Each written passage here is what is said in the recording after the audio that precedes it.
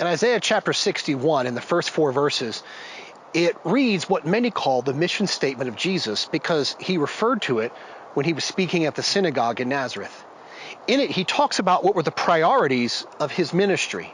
He talks about healing the sick and preaching the gospel to the poor, of binding up the brokenhearted. He talks about the oil of joy taking the place for grieving. In other words, Jesus talked about taking broken lives and putting them back together. Really, at the core, that's what he's done in my life, in my family's life, and he's put upon our hearts in our book, Dry Bones, Redeeming Your Past, to share the principles of that passage for everyday living. You see, most people at some time in their life, they feel like they don't belong, like they'll never be good enough, like they don't measure up.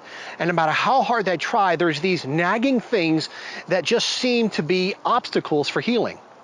And they fall into one of 3 categories. For some, it's believing that their best days are behind them. It's like the glory days. And they're frustrated in the here and now because they can't go back to a previous time. And so they believe that what they have now, well, it's the best it can be, but it's not what it was. There's others who have regrets because they think they made the wrong choices in the past or made wrong decisions. Sins and brokenness or just bad decisions have hindered them, and now they look at the present and say, well, if I would have made a better choice back then, I'd have a better life today. And the 3rd category is where all of us at different times have pain. Pain caused by others or pain caused by ourselves. The result of any and all of these is that there has to be a redemption of our past. These troublesome areas are like weeds that if we don't pull them up from the roots, they just keep coming back again and again. I experienced that in my life, and the Lord had to bring restoration in ministry, marriage, family. But I'm so grateful that he did.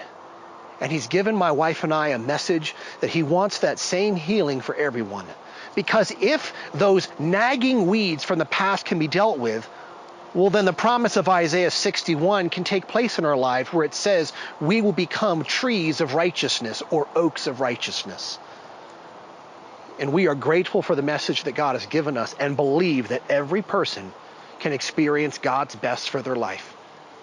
The past does need to be redeemed. But when the right weeds are taken care of and the roots of righteousness go deep, it's amazing what God can do. So come, join us on the journey as we see God redeem the past. Thank you.